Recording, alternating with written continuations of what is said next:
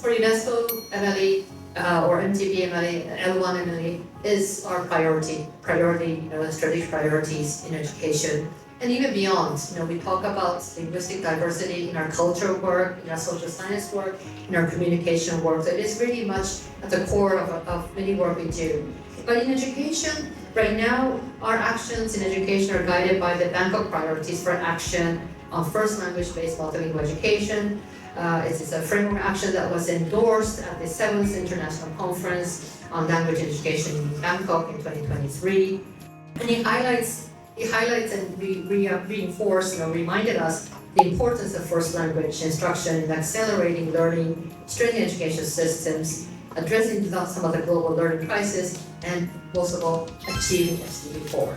So without this strategy in place, we will not be able to achieve SDG 4 because many of the other targets within SDG 4 will depend on how well learners will perform. How well learners perform will depend on what language of instruction they will be using in the classroom. So the connections is very clear. There's a logical connection between all these elements, and we need to reinforce that again.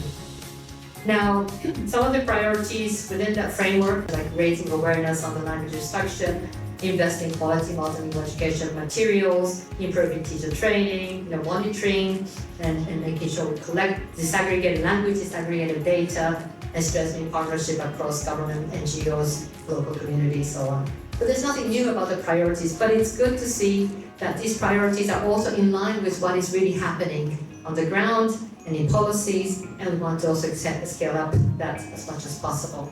So UNESCO will continue, and please, be assured that we are committed to working together with all of you to support multilingual education initiatives through working together on research, policy guidance, capacity building programs. We could advocate for inclusion of mother tongue education in the global agenda, the regional agenda, or even subnational agenda. And of course, as we discussed a lot toward the end of the day and a half, language, is also about preserving our identity, our cultural identity, social identity, and preserving some of the most precious treasure that we have in civilization.